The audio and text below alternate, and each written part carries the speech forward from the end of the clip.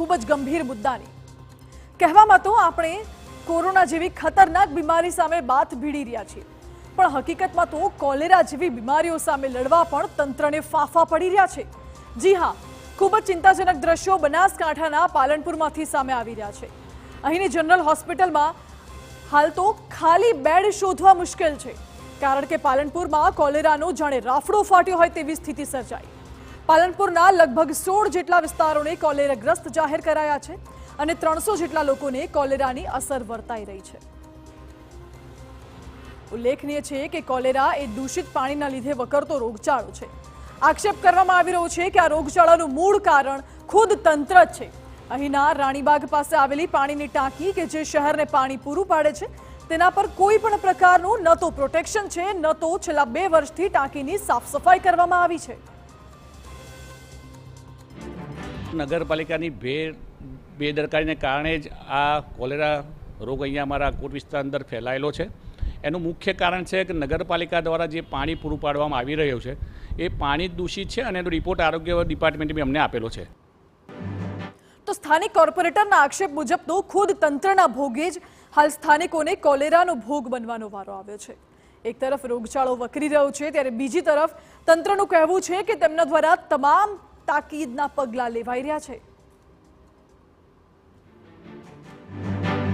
પાલનપુર નગરપાલિકા દ્વારા અમે પ્રમુખશ્રી, ઉપપ્રમુખશ્રી, ચેરમેનશ્રી, ચીફ ઓફિસરશ્રી ગઈકાલે પણ રાઉન્ડ માર્યો હતો આ કોલેરાગ્રસ્ત વિસ્તારના અંદર.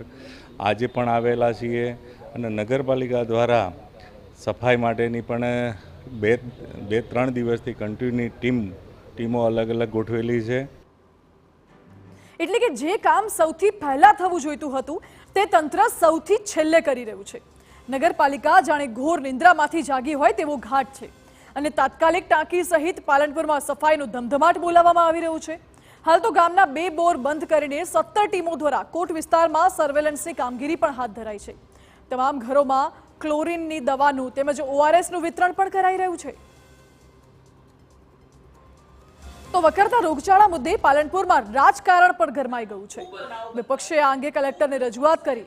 સાથે જ વિપક્ષનો આક્ષેપ છે કે તંત્રની ઘોર બેદરકારી જ લોકોને કોલેરાના ભરડામાં ખેંચી ગઈ છે. કોલેરાથી 3 લોકો મોતને ભેટ્યા હોવાનો પણ વિપક્ષનો દાવો છે. અમારા સ્થાનિક કોર્પોરેટરોએ વારંવાર લેખિત મૌખિત અમે પણ ફરિયાદો કરેલી છે. તંત્ર ક્યારે ત્યાં મુલાકાત કરી છે નહીં. અત્યારે જ્યારે 3ના મોત થયા છે ત્યારે પણ ચીફ ઓફિસરને જ્યારે અમે મળવા ગયા ત્યારે એવું કહ્યું કે ત્યાંના લોકો જવાબદાર છે.